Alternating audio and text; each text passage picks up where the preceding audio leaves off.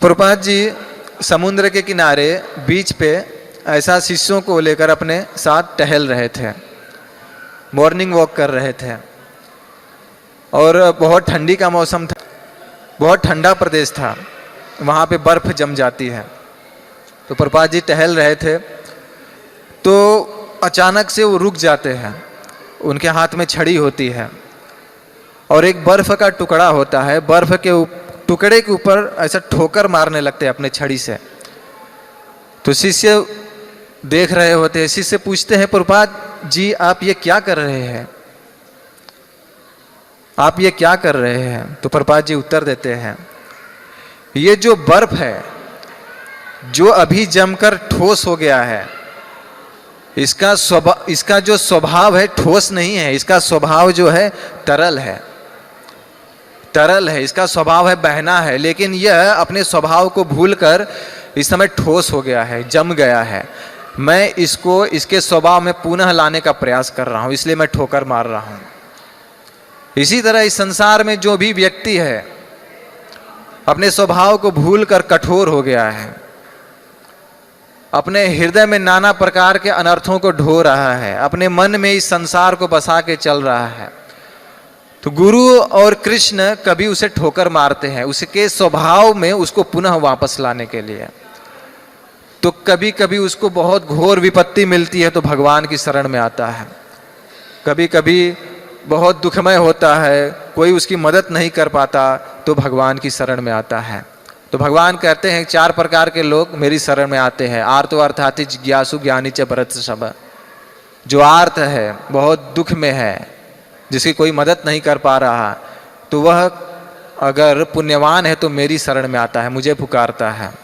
जिसे धन की जरूरत है वह मेरी शरण में आता है, जो जिज्ञासु है वह भी मेरी शरण में आता है, और इनमें से जो ज्ञानी है, जो सबसे श्रेष्ठ है, वह भी मेरी शरण में आता है।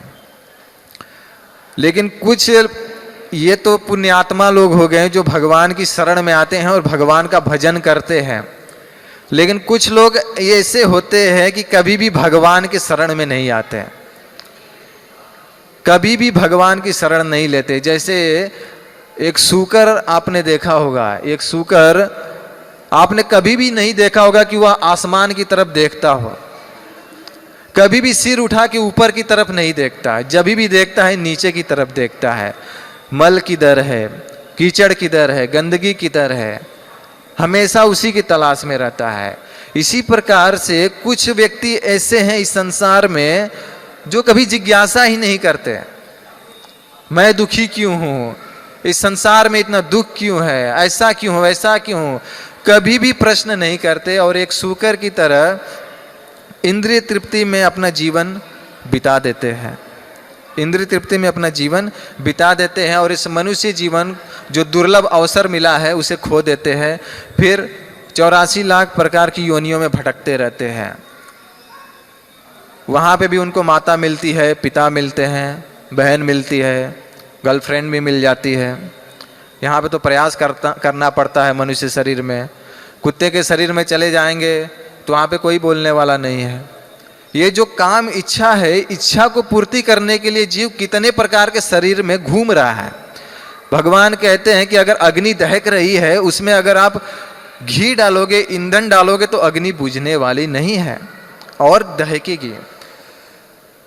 तो इसी प्रकार जो काम इच्छा है, जब व्यक्ति जितना इसको तृप्त करने का प्रयास करता है उतना बढ़ते जाती है, और नाना प्रकार के रोग, नाना प्रकार के कष्ट उत्पन्न हो जाते हैं। और एक शरीर में ये इच्छा पूरी नहीं होती, बुढ़ापा आ जाता है फिर भी इच्छा पूरी नहीं होती, फिर उसे एक शरीर से दूसरे शरीर में जाना पड़ता है इस इच्छा को पूरी करने के लिए, वहाँ पे भी यह इच्छा पूरी नहीं होती। इसलिए प्रहलाद महाराज बोलते हैं, कंडू यनेन अर्योर दीव दुख दुखम तृप्यंती ने कृपणा बहुदुख भाजा कंडूतिवत मनसी जम विषहेत धीर। यह खुजलाहट को जो सह लेता है वही बुद्धिमान है। जो इसको खुजलाने का प्रयास करता है वो खुजलाते खुजलाते एक दिन घाव बन जाता है, और घाव बन जाता है तो वह तकलीफ देने लगता है, दर्द देने लगता है, और नाना प्रकार की बीमारियां आज हैं ही। लोग फिर भी, लोगों के पास ज्ञान नहीं है तो प्रयास कर रहे हैं सुखी होने का, फिर भी सब दुखी है।